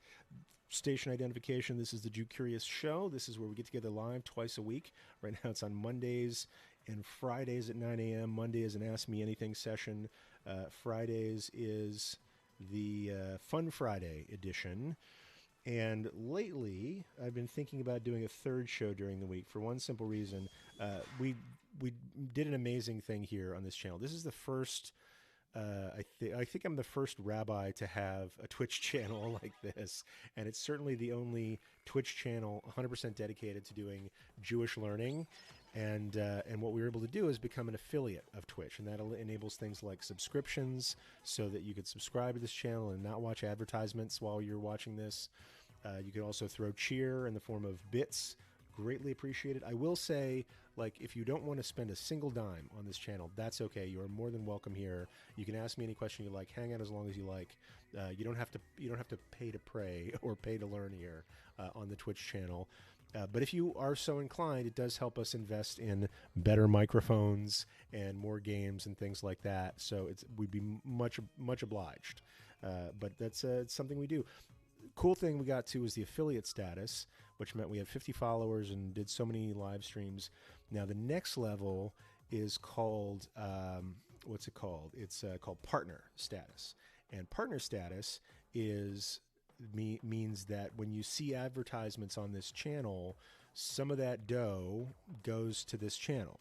And to do that, I've got to do more live streaming than I've been able to do lately, which means something like 3 shows a month of 2 hours or more apiece. So I've got to figure out when to work that in. But I'm willing to try because we're having fun. We're doing great things here, and I like both of those things. I like having fun, and I like doing great things with this community. So right now we're 2 times a week, 9 a.m. Mondays, 9 a.m. Pacific Time Mondays, 9 a.m. Pacific Time Fridays. Fridays are Fun Friday, playing some video games while answering Jewish questions and sharing our chutzpah moments of the week. That could be a new thing, chutzpah of the week. So do something brave this week and come back here and talk about it, and we'll cheer you on. Anything you're thinking of doing that's brave, you will get a lot of encouragement. My favorite thing about this, about the Jew Curious School, about all the things that we do together, is the community of really kind people that we have assembled like kindness avengers, if you will. Maybe that's a bad turn of phrase. Let's see. Just to let you all know, Hebrew tutoring is not cheap. Oh, Hebrewski gave us some cheer up top. Hebrewski, thank you for cheering us on. Cheerer number 3. We've got cheers from Nam in the past and K Dixie, and Hebrewski just threw us 100 bits. Thank you so much for that. I really appreciate it. And if anybody feels like subscribing, we've got a couple of subscribers on this channel too, and that'll make all your viewing on this channel anyway ad-free. Let's see. Radio Angel says, well, if any of us are live streamers, we could host the channel to get it more views. So that's a thing. I don't know a lot about how that works. I've been hanging on Twitch for a little bit. If anybody feels like hosting this channel and can explain to me exactly how to do that, I'd be happy to do that as well. So we're just one step closer to having a better preamp. Okay, I'm going to bomb this dude. He says rabbinically. Okay. No ink to bomb with. Okay, do this. I'm going to launch... Oh, just threw a bomb in the other direction. Okay, that worked, strangely enough. Sometimes things just work out.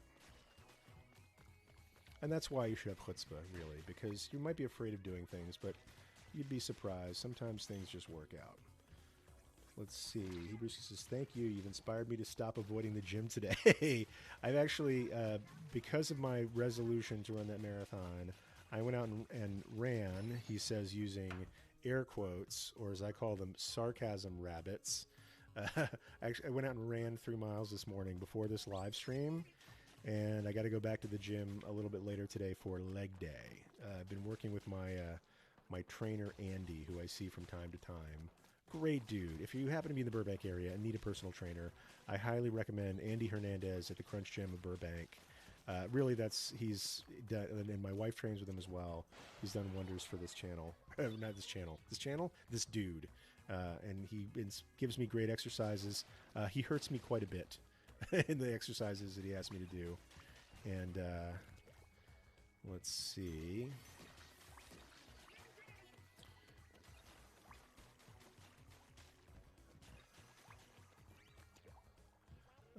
But so he's got me doing some exercises. It's leg day today. Nobody loves leg day, especially after jogging 3 miles. I say jogging, like I think it was like a 4 mile an hour pace, but at 285, it's hard to run. So if I get down to 270, I'd be a much better runner. Sneak up on you. So I ran 3 miles this morning. Going to go do some leg exercises.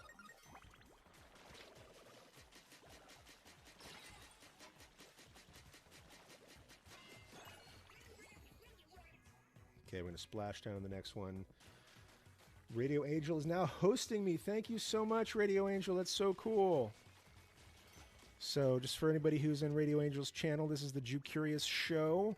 I answer whatever questions you have about Judaism, Jewish tradition, the Jewish people, occasionally while playing video games. So, and it's family-friendly stuff. You're not going to see a lot of Call of Duty or Doom. Let's say, although I love me some Doom back in the day. We do ESRB 10 and up kind of stuff. So your kids can learn about Judaism while I go around and paint the town or play a little Mario Kart. Maybe next week we'll go back to Mario Kart, one of our classics. So, anything you're curious about with Judaism, this is the, I believe, only channel on Twitch dedicated to learning about Jewish stuff. It might be the first rabbi on Twitch. YouTube, not the case. there are lots of rabbis on YouTube these days. I find that if you search for Jewish stuff on YouTube, about 90% of what you get is from a fundamentalist perspective, meaning, from Chabad or Esha Torah or Mizrahi rabbis who say there's only one right way to do Judaism, and if you don't do it that way, you're wrong, and it's not Jewish, and blah, blah, blah. And they're actually coming from a perspective that only represents about 10% of Jews in America and maybe 20 or 30% of Jews worldwide. And when you've got 10 to 30% of people telling you my way or the highway, I think you could usually do better. But in any case, this brave new territory, no other rabbis playing video games on Twitch. I'm not special. I'm just a glutton for punishment.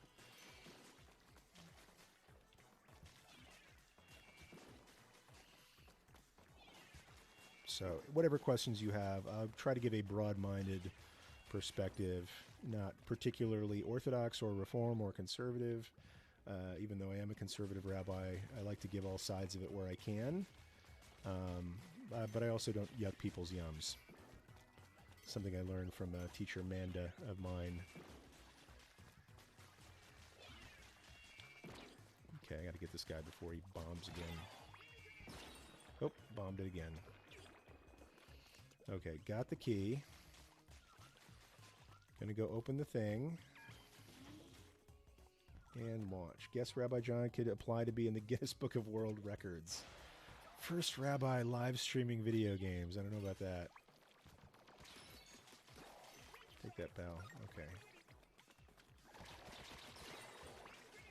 Glad I had a shield on. Woof!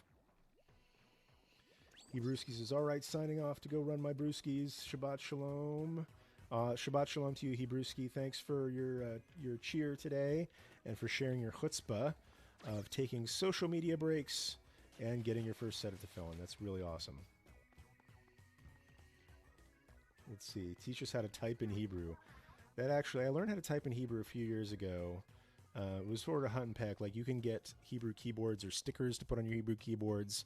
MacBooks, there's a special kind of overlay you could buy. But then I was working in the AJU library, card cataloging their books with Hebrew titles. And after having to do a lot of books in short order, taught me how to type in Hebrew pretty well.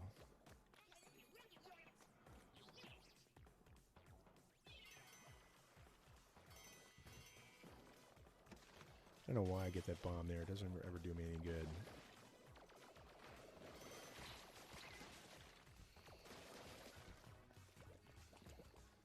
Okay, this is going to be hard.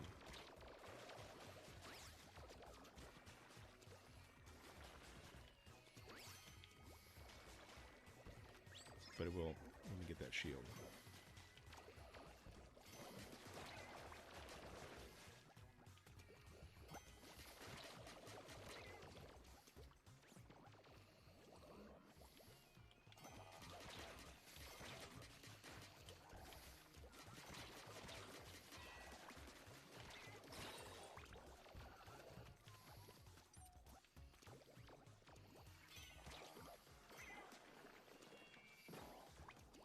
Oop, almost went off the edge there. One more little guy to go. All right. Get to that launch pad. Radio Angel says keyboard overlays are awesome, helped a ton.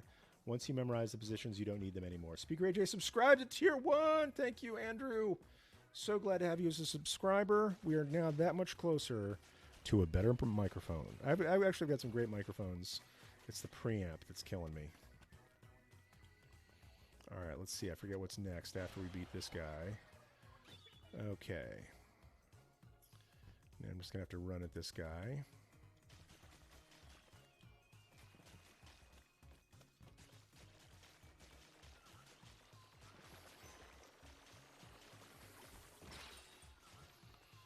Managed to take out my shields. Try using a little finesse. Okay, gonna load up on ink. Almost time to take the swimmer. Oh, you were listening to my conversation. Time to take the swimmer girls their towels. Yep, I gotta go take. We'll play till about 11 o'clock. Then I'm gonna go take the swimmer girls their towels. 11 o'clock Pacific time. I appreciate you, whatever time zone you're coming in. I'm not a time zone chauvinist.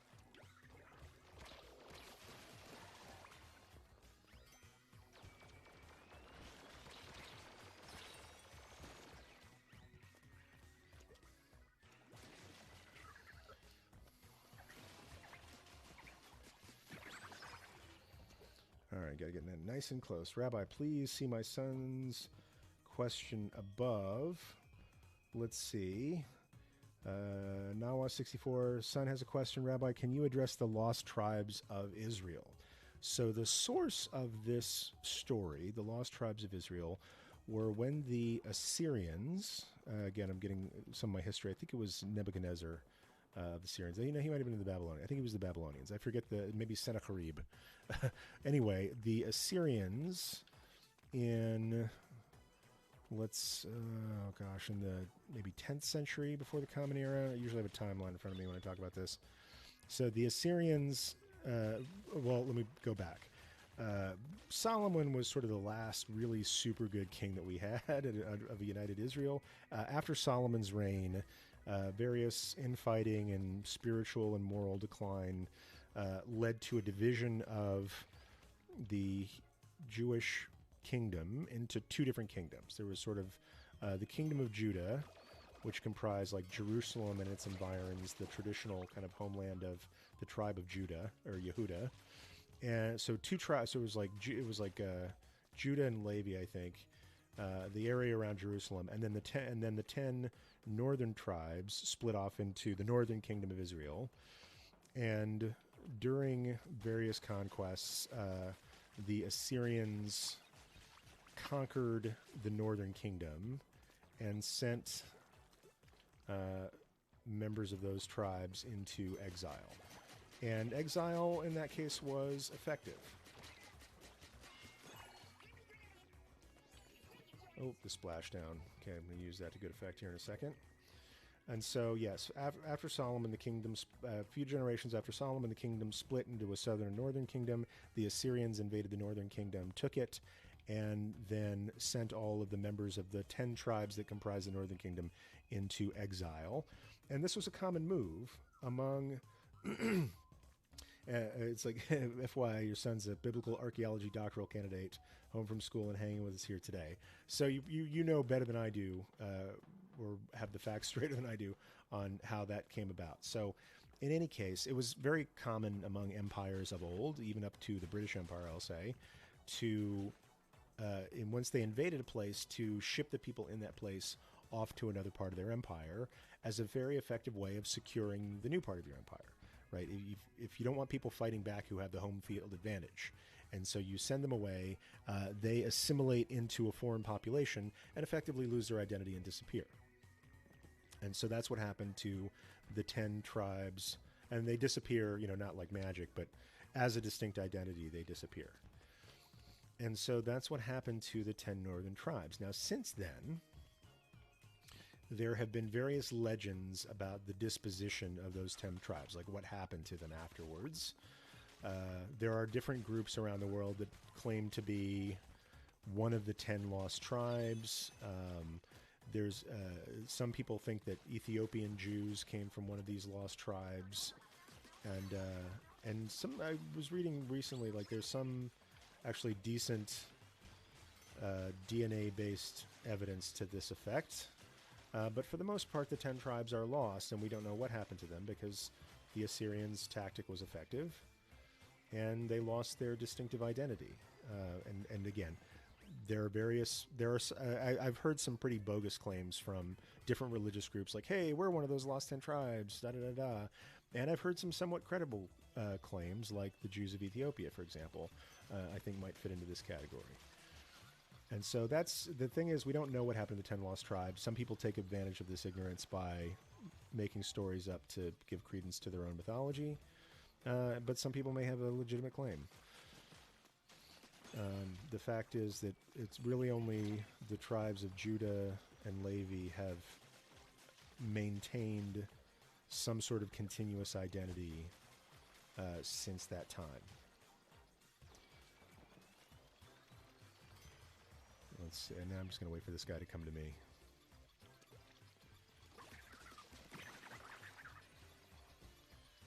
I know I've gotten past this point before.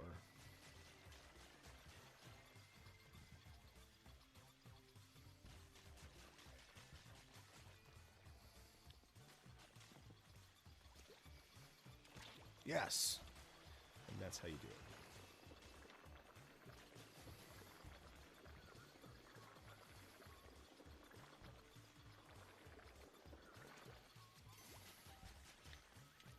And that's how you lose it. I thought I was going the other direction.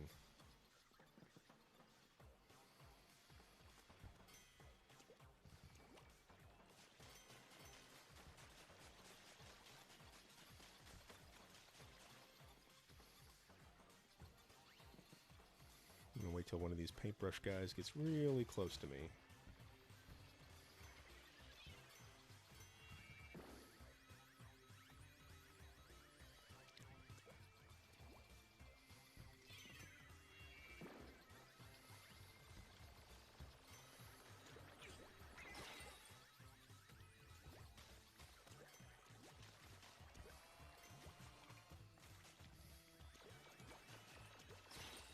And I fell off the edge of the world. Okay, that happens sometimes. You fall off the edge of the world.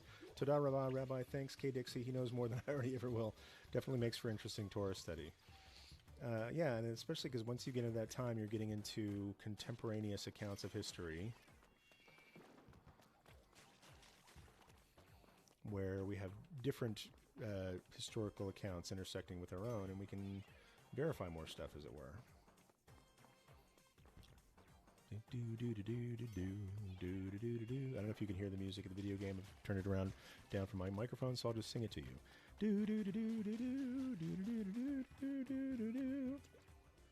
Ink up.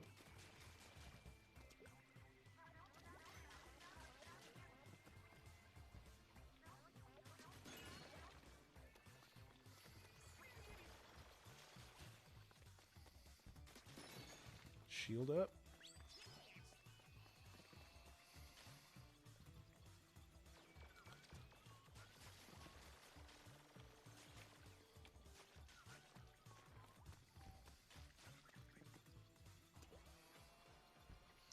Lead those industrial squeegees with inks and bombs. Come on at me. Come on. Come on.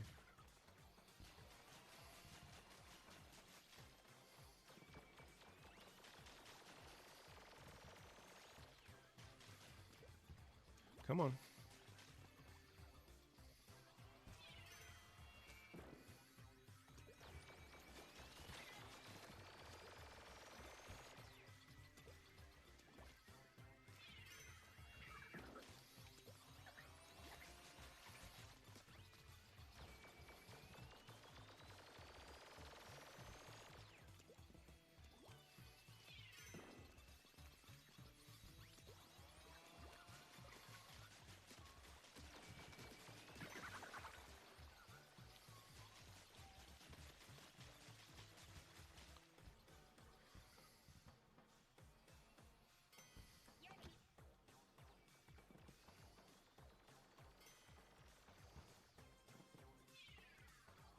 Oh man. See if I can take out that other guy with it. Looks like it's not going to happen.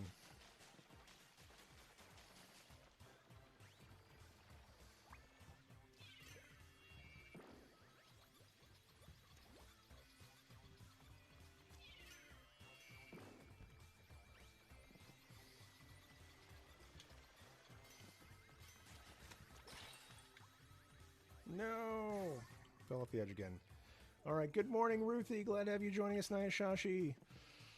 Now 64 says, by the way, we will be joining the Jew Curious School very soon. Very glad to have you. I'm really happy about that. We've had some, like 4 people join us in the last week. It's been really cool to hear people's new stories.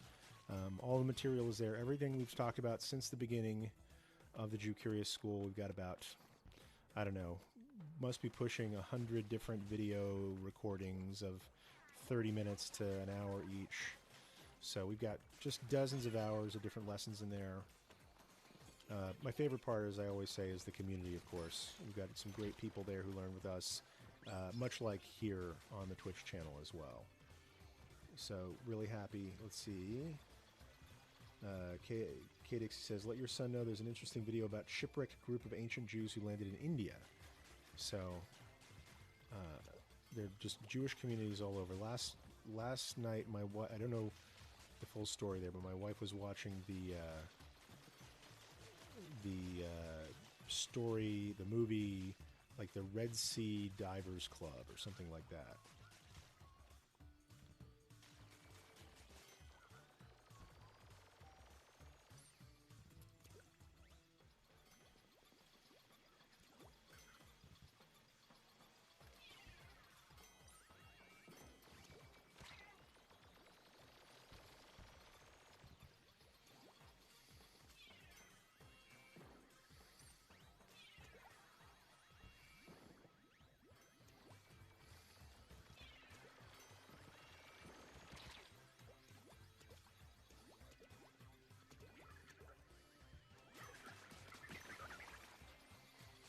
Okay, took out one of them.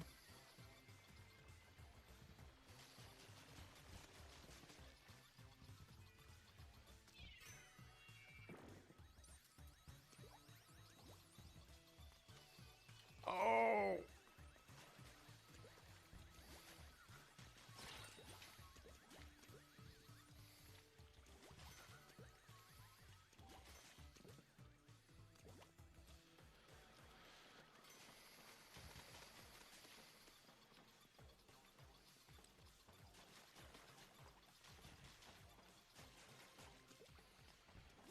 Okay, I'm just going to paint this folk.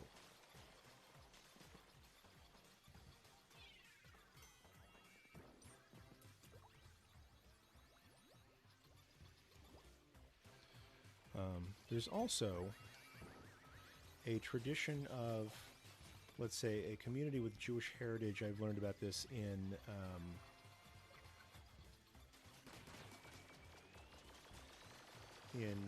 Nigeria. There's, of the three main tribes in Nigeria, there's what's known as the Igbo tribe. And the Igbo tribe, even like within Nigeria, they recognize that the Igbo tribe has some Hebrew roots to it.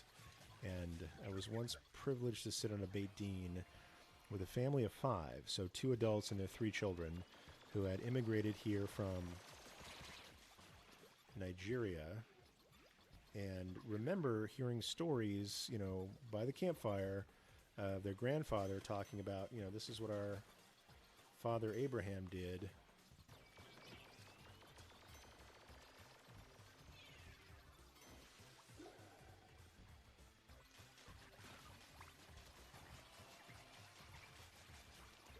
And so, sorry, a little bit distracted right now, but this person was saying, you know, they had stories of... Okay, so the question is, how do I get up there? So they had stories from, you know, their Nigerian grandfather saying, this is how, this is what, telling stories about our father Abraham, like Abram Avinu, like we talk about stories of our father Abraham. We Jews talk about stories of Abraham.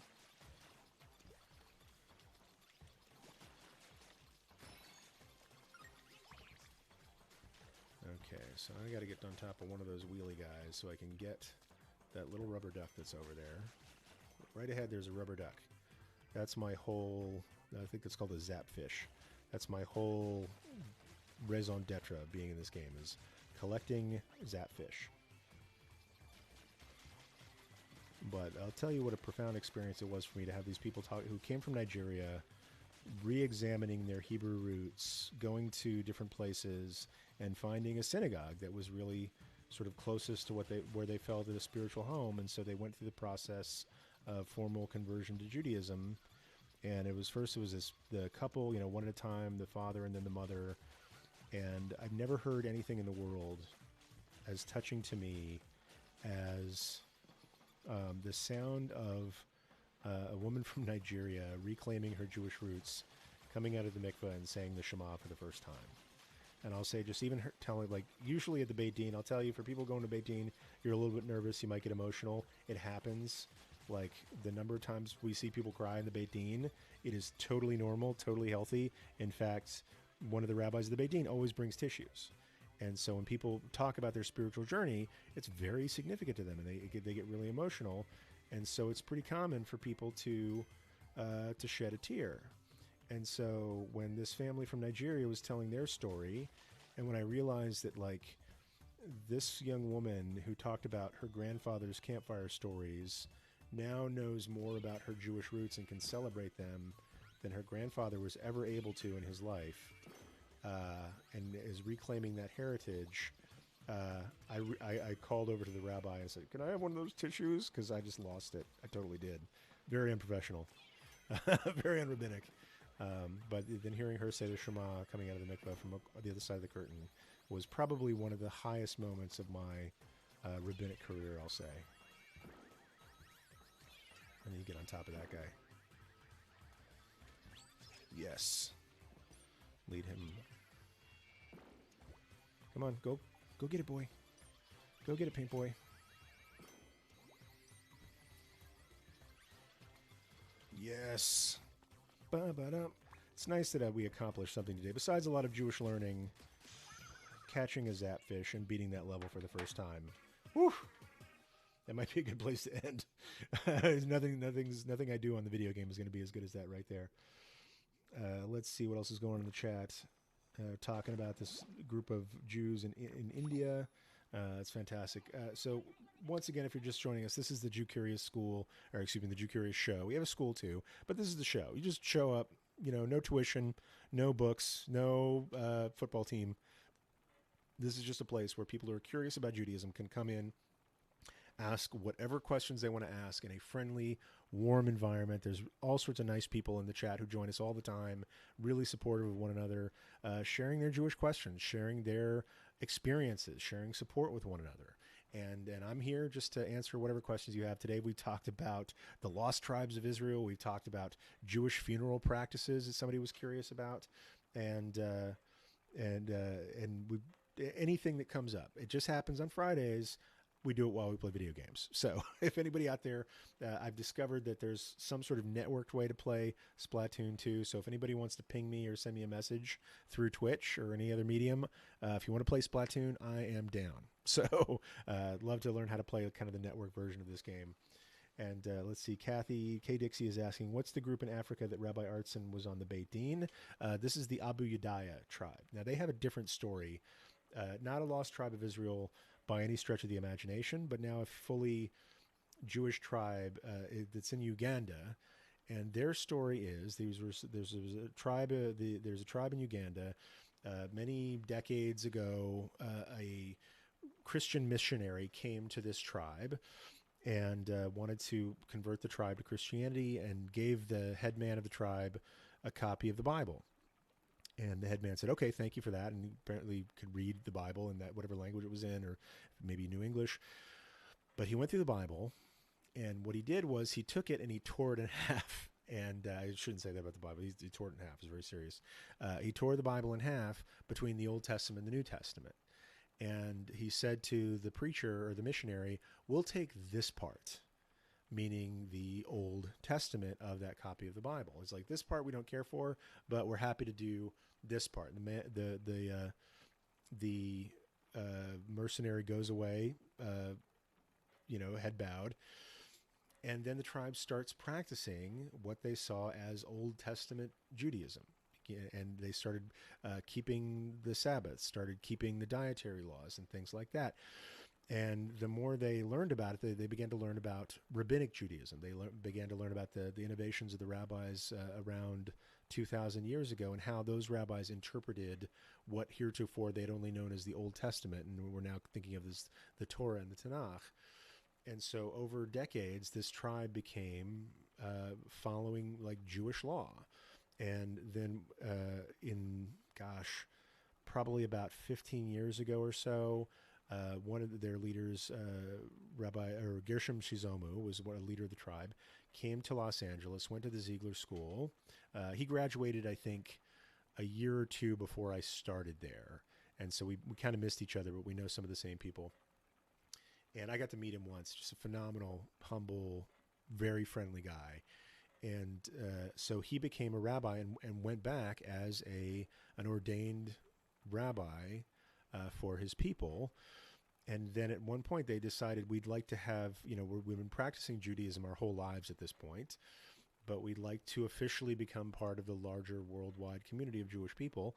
And so Rabbi Artson and I believe Rabbi Peretz, one of his deans, and so a number of rabbis went over to Uganda, met with this tribe. They had been studying, they'd been learning all these things through Rabbi Sizomu, and had kind of a big, massive Beit Din to bring the tribe into the global Jewish family. And these are the Abu Yudaya Jews of Uganda.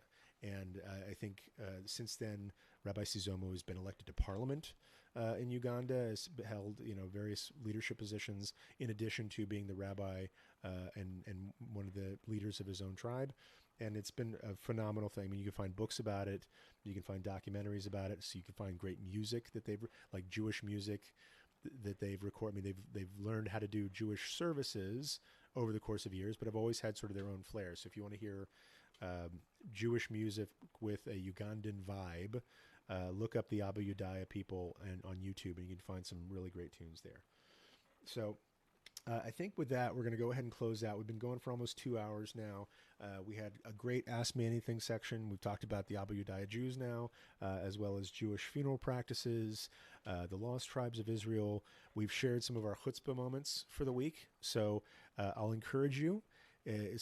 My chutzpah moment is that at a peak weight of about 285 pounds, I've decided that in 11 weeks, I'm going to run the Ventura Marathon. That is chutzpah, because there's not going to be a lot of people my size doing it, but I'm committed to doing the training and the diet and the stretching that takes to at least finish that marathon in 11 weeks from now. And no business running a marathon right now, but I think that's something that I need to do for my health. So that's my chutzpah moment. Hebruski was sharing, they got to fill in for the first time. Somebody was sharing they're going to have a Havarah, they're going to have a gathering of Jewish friends for the first time, that they've never done that before. So really, I'm in awe of this community's bravery. I am humble and grateful for this community's curiosity, and I can't wait to learn with you again more next week. We'll be back on Monday at 9 a.m. Pacific, 12 noon Eastern time, if you New Yorkers want to catch us on your lunch break, and then we'll be having Fun Friday again next Friday. So stay tuned for that. In the meantime, heroes, thank you for being a part of the Jew Curious show today, and I can't wait to learn with you again. Shabbat Shalom, and until next time, peace.